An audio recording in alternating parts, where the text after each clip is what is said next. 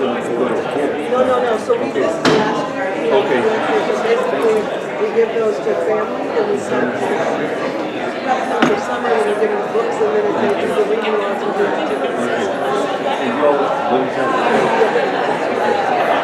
I'm in the Bay Area quite often, and I have a suggestion for you. If you've ever gone to the Delta Festival and Vegas on Falls,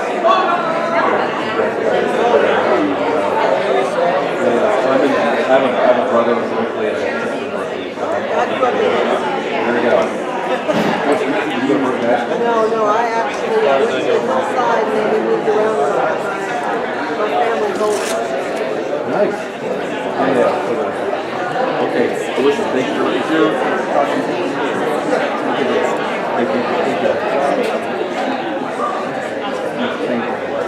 Charlie, I want to tell you one more thing. Okay, I'm going to put in here.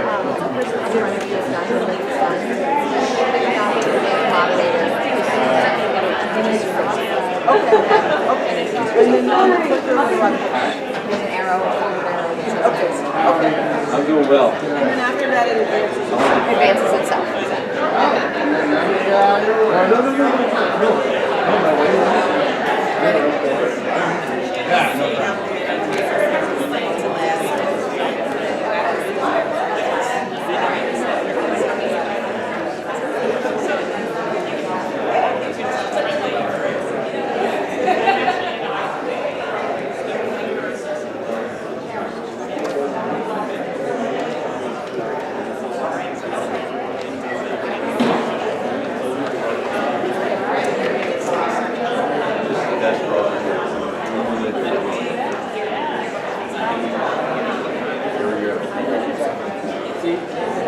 Everybody.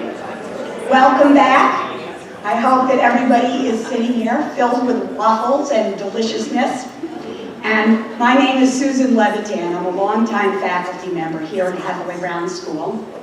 And I am here this morning to say something to you. And it is this. Pecha Kucha. Now, raise your hand if you have seen or heard that term before. That's a lot of you. All right, put your hands down. Now, raise your hand if you think I'm mispronouncing the word and that it should be Pachechka. Also a valid position. I am not threatened. I'll deal with that issue in a moment. All right. For those of you who have never heard the word before, raise your hand. All right. I am a huge fan of the quiz show Says You on NPR. And every week, it's wonderful. And every week, they give people a word they have never heard and ask them to come up with a definition. So I'm going to do that for this second for you. The word, it's actually two words, but it's Pecha Kucha. Think for a moment. Is it a small furry rodent? Is it a highly spiced stew? Take a moment and come up with your own definition. Pecha Kucha.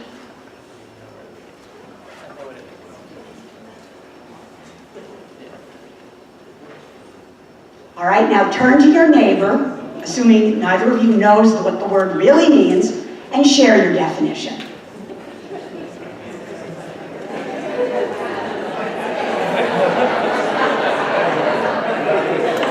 have no idea. I don't have a definition.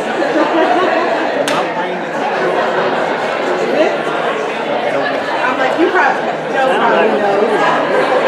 New strand of the Zika virus. All right, because we're on a time crunch, I'm going to cut you short. But does anybody have a definition that he or she would like to share with all of us? Any really good definitions that you heard? Miss Sadler. Small town in Hawaii. A small town in Hawaii. That does seem reasonable. All right. Now here's the real meaning. Pecha Kucha is Japanese for the art of the concise presentation. It was coined in 2003 by two architects, Astrid Klein and Mark Dytham, who had sat through way too many verbose PowerPoint presentations. They decided to create a concept where presenters use 20 slides for 20 seconds apiece to present an idea. Now, for those of you who are not quickly doing the mathematics in your head, this means that each presentation is 6 minutes and 40 seconds. Since 2003, lots of trendy young people have developed Pecha Kucha presentations, and you can sample any number of them, as I did, online. As for the pronunciation of the term, I'm genuinely not sure. When the concept was first explained to me all of last week, I was told it was Pechechka. A YouTube video by an actual Japanese speaker assured me that it was Pecha Kucha.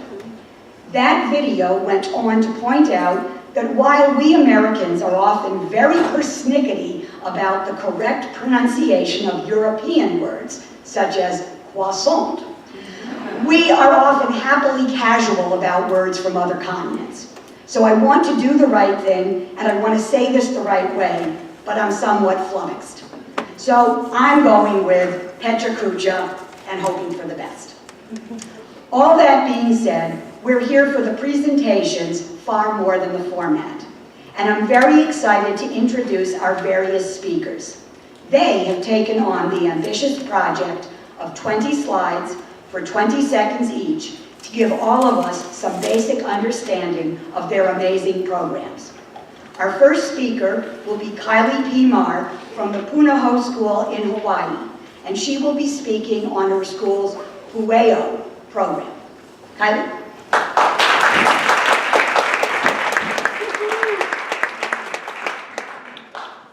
Aloha kakahiaka kako, aloha.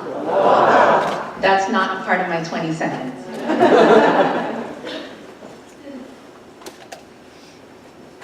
All right, here we go. In Hawaiian, the word malama means light.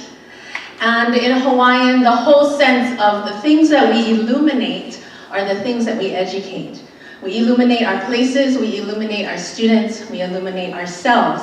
So Malama Honua, or to care for the earth, is to care for everything that we're responsible for. In Hawaii, we have a historical practice of navigation. We did not float to Hawaii by chance. We used native intelligence, the wind, the stars, the rain, the currents to get to Hawaii. That has since been lost. And up until the 1970s, we had a chance to renew as a part of a renaissance in Hawaii to build our own canoes, to find out how to navigate. So in 1976 in Hawaii, we had a crew, we had a canoe. But what we didn't have was a teacher. What we didn't have is what all of you are here today and how we can connect to each other. So we had to go outside of Hawaii to find our master navigator. And this is Papa Mau Piailuk. He's from Micronesia. He came to Hawaii to teach us a lost art, a practice that we forgot, that was cast out when our missionary founders came in and brought in some new teaching. He taught us how to navigate, and since 1976, for 41 years, this canoe, which was only supposed to make one voyage to Tahiti, has traveled all throughout Polynesia, Rapa Nui, Aotearoa, Samoa, Tonga, and the Marquesas.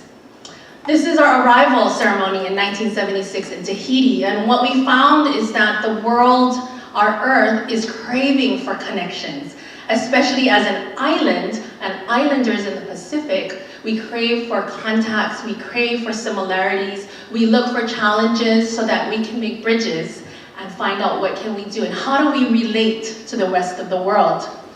So what happened after that is we decided, hey, we've got to take our message. We've got to take our message out.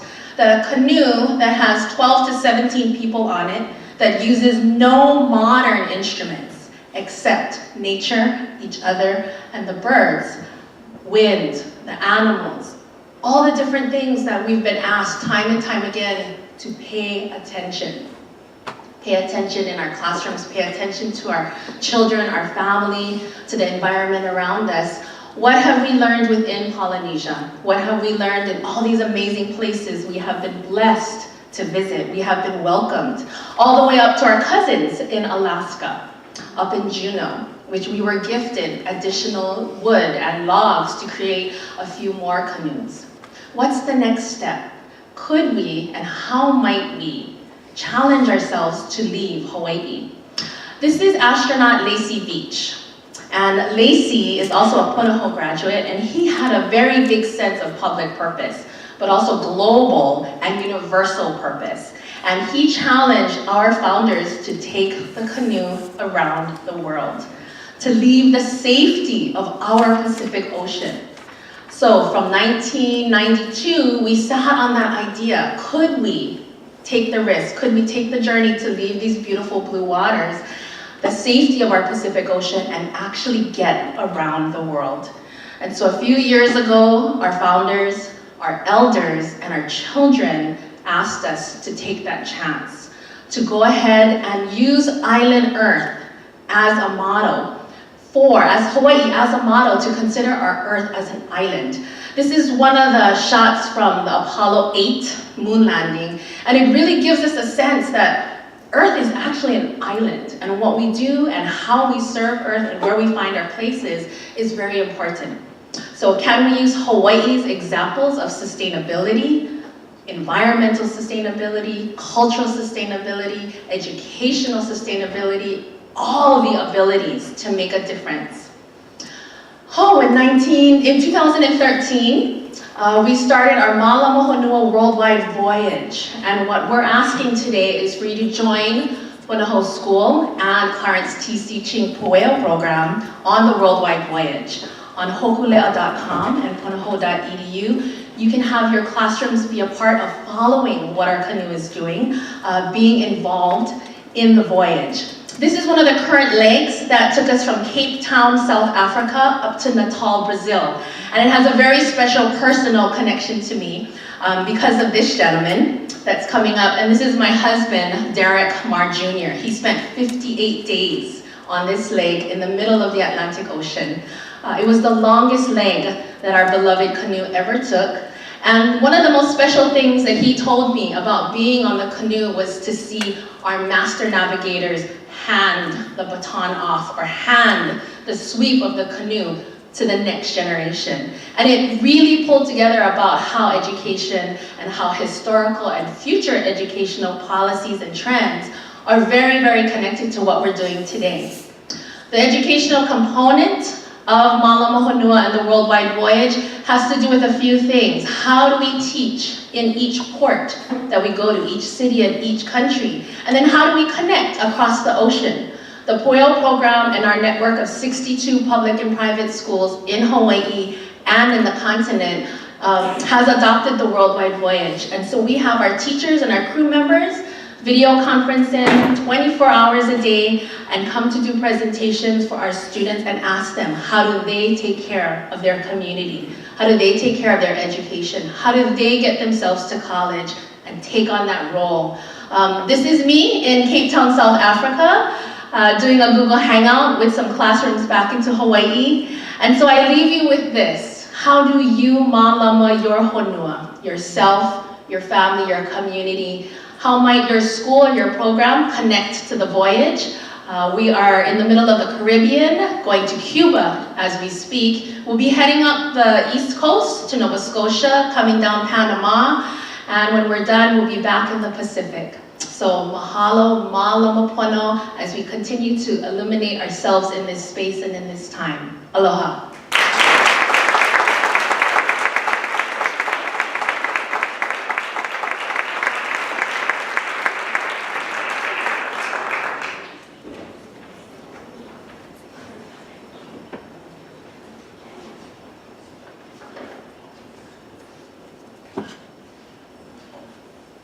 Good morning, everyone. My name is Terry Lipford, and I am the director of the REACH program at University School. If our kids were here today and I asked them to share our motto right about now, they would all stand up straight, hold their chest out, cup their hands together around their mouths, and they would say, "Be strong."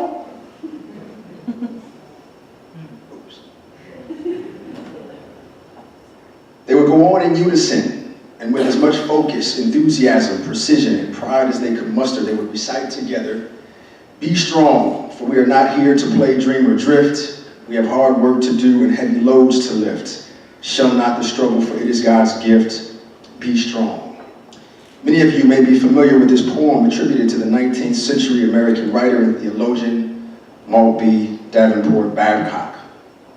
Most of you may not know of this familiar refrain as a motto embraced by students each summer in the REACH program at University School. The REACH program at University School is a tuition-free summer enrichment program for talented African-American middle school boys from throughout the greater Cleveland area. Modeled after the Summer Bridge program in San Francisco, REACH was founded on the principle that through academic rigor, young men will discover their potential and develop self-esteem. The program is based upon the belief that academically promising children can be encouraged to reach higher in their aspirations when exposed to the excitement of learning while working closely with teachers with whom they can identify an environment that places a high value on scholastic performance. REACH was initially implemented in 1992 to address the alarming trends of African American males identified by the 1990 report of the Ohio Governor's Commission on the Socially Disadvantaged Male. These trends included higher unemployment statistics for Black males between the ages of 16 and 26 relative to their non-Black peers, higher percentages of suspensions of Black males in public schools, low matriculation of Black males to Ohio's four-year colleges and universities, and overrepresentation of Black males in the Department of Youth Services and the Department of Rehabilitation and Correction. Most recently, research published in the January 2015 study, Black Lives Matter, the SHOP 50 State Report on Public Education and Black Males, reported Ohio's high school graduation rate for Black males at 54%. This rate placed Ohio 41st among the 50 states, and in our state, there remained a significant gap between the graduation rate of Black males and that of white males. And now we are living in a day when parents of Black boys raise their children without confidence that their sons will be given a fair chance at life. There seem to be constant reminders in the news that there are still pockets of our society where there exists a fear of Black boys because of the way they walk, the way they talk, the clothes they wear, the color of their skin. Today, there's still a 70% chance that an African American man without a high school diploma will be imprisoned by his mid-30s. Today, Black students are still more than twice as likely to be suspended from school than their white classmates. There continue to be challenges that face Black boys in our communities, and so we find ourselves questioning how to communicate with our young people and what to tell them about expectations they should have of this world and expectations they should have of themselves. In the REACH program, we challenge African American middle school boys to expect nothing less of themselves than greatness.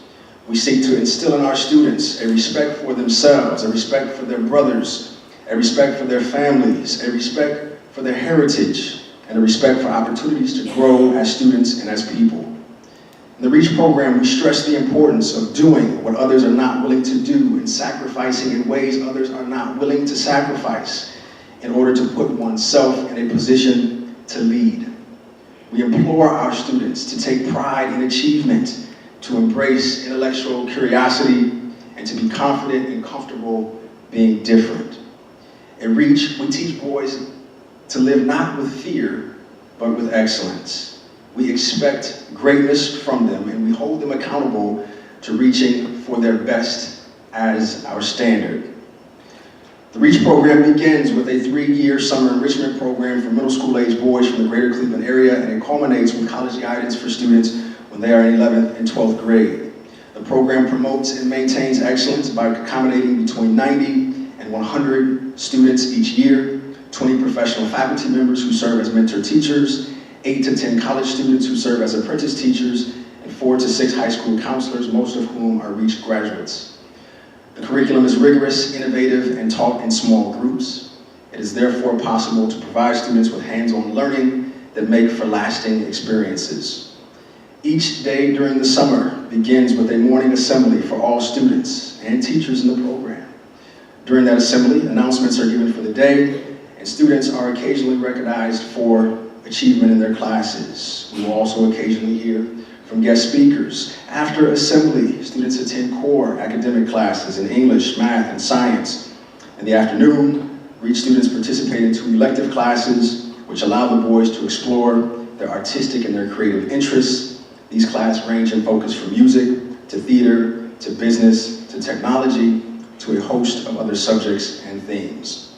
And the final activity of each day is a recreation period. In addition to the summer program, REACH students are engaged in activities throughout the traditional school year. School year activities are typically scheduled on Saturdays and include career exploration, art classes, computer training, public speaking practice, writing workshops, robotics labs, cooking demonstrations, outdoor experiences, and community service. The format of the REACH program and its essential elements are straightforward. It is a model for enrichment which is shared in many places around the country.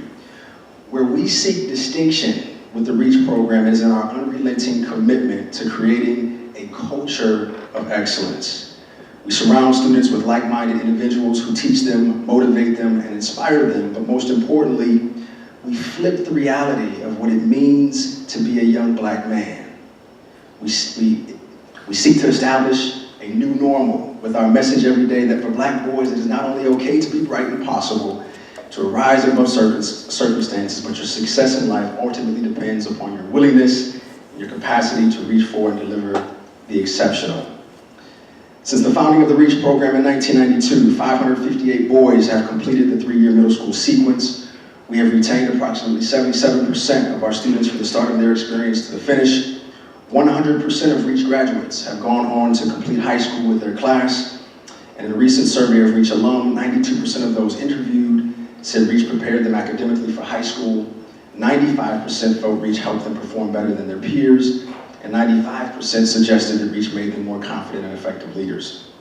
The REACH program is a unique vehicle through which University School has extended its efforts to provide the best educational experience for boys. REACH is a community partnership between University School, and it is a way that University School has established a valuable working relationship with Cleveland area schools to further support the academic achievement and character development of promising young people. The mission of University School speaks to inspiring boys of promise to become young men of character who lead and serve. Through its commitment to the REACH program, the school has shown that boys of promise come from many different backgrounds, communities, and cultures. How fortunate are we to engage in this important work every day? The REACH program at University School, a model of private-public partnership. Thank you.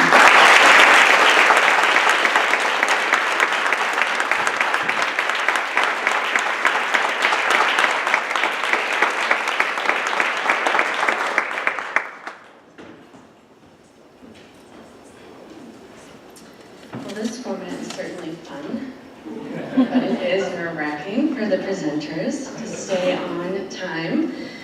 All right, let's get this started. So my name is Marianne Burlor. I'm with Horizons National. My hope is that in the next 6 minutes you will learn a little bit more about Horizons and how we depend on our relationships with children to make a significant impact in their lives. I'm going to use the example of one of our students to kind of guide this story. Her name is Anessa. So what do we do for Anessas across the country? Horizons closes the gaps of achievement and opportunity to change the life trajectory of Anessa. She will gain reading and math skills. She will learn how to swim. She will return to school eager to learn. She will graduate from high school and go on to college. Anessa, like all of our students, are from low-income families. They're experiencing poverty. And so the relationship that first is started is the one with the private school who wants to make a significant impact in their community.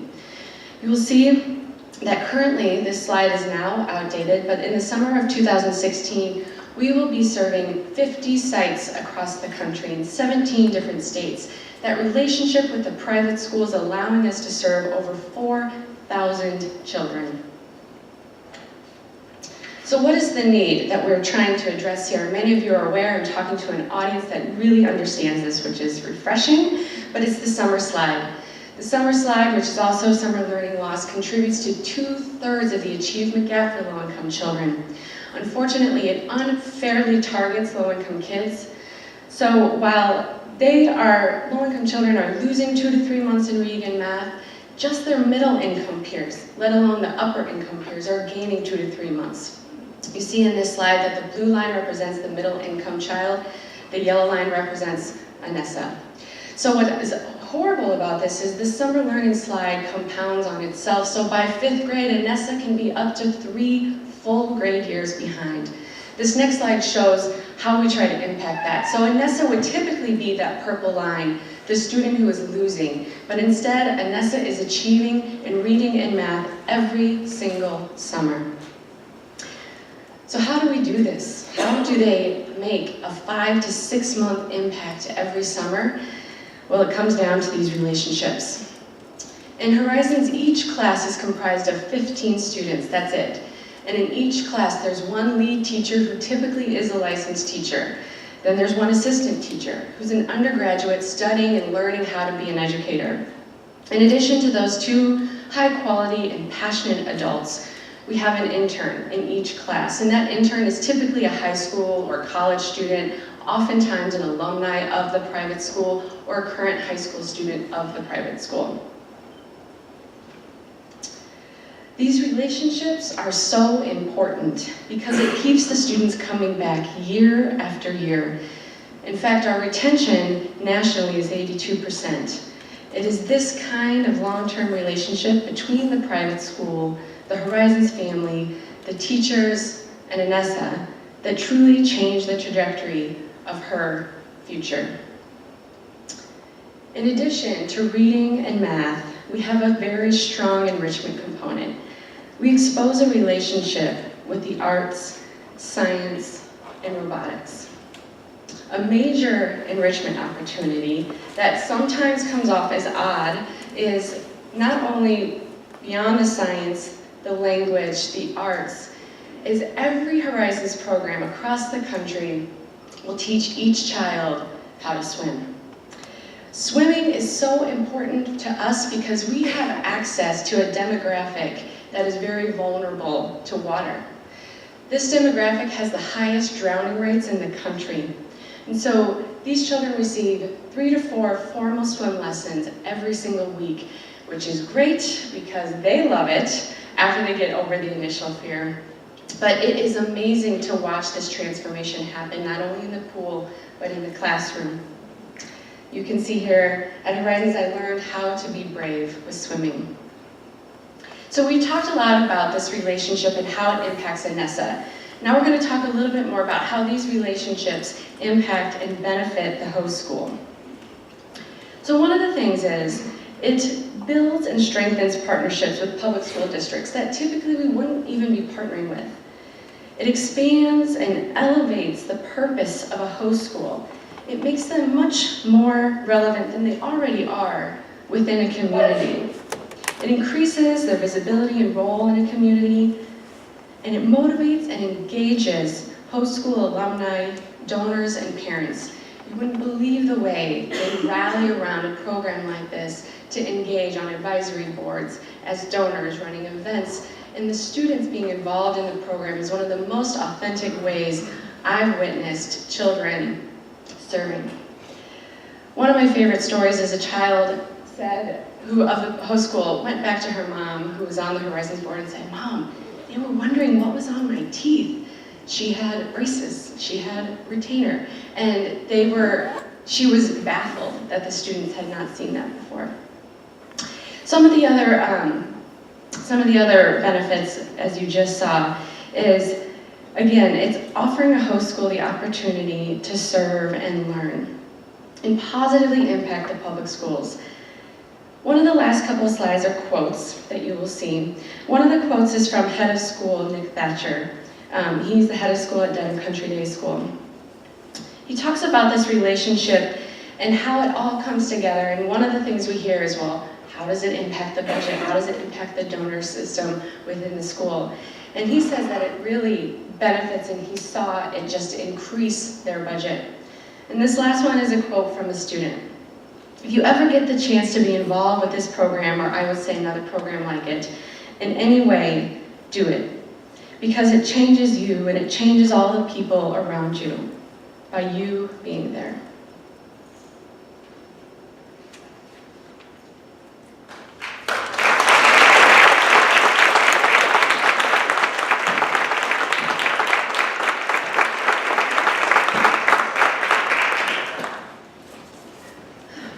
Good morning.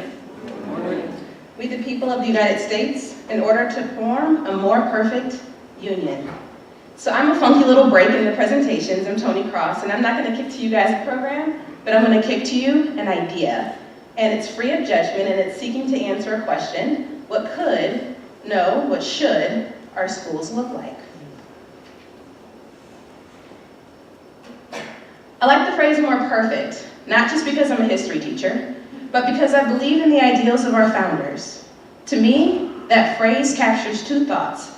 It acknowledges the achievements we've made, but it also warns us we are not perfect, but have the potential to be better, no matter how good we are. I also believe that in order to dream or to question, you have to be able to entertain without judgment some pretty crazy ideas. I know that I'm pretty weird. To some extent, you kind of have to be a middle school teacher, but I'm okay with that. So for 19 slides, let's whimsically dream together about a more perfect school. Let's start with ourselves. What if we were all more kid-centric? That as a society, we decided to truly put kids' education as the top priority. I posit that you don't have to immediately like kids to care for their well-being and safety, but allow the idea to grow on you. We all have a responsibility to the next generation. A more perfect school is beautiful. It is a place that shelters you in its beauty as you daily create your own. My ideal school has enough space, be that dedicated or multi-purpose. While this point may seem inconsequential, learning in a place that's ugly quietly whispers to you that you are not enough to deserve beauty. While it is wonderful to have choice is a privilege. And education ideally should be a right, not a privilege. What if we were able to shift our thinking entirely to work towards that more perfect ideal? It would mean maybe the end of school choice, but I'm okay with that if it would lead us towards something more whole. And I love neighborhood schools. As a child, I loved attending a school around the corner from my home. I love seeing the same crossing guard every day. But I wish that our neighborhoods, all neighborhoods, could be more diverse and inclusive. I wish that we could define our cities as large, united communities, and not selected enclaves. In my more perfect schools, teachers are incredibly happy.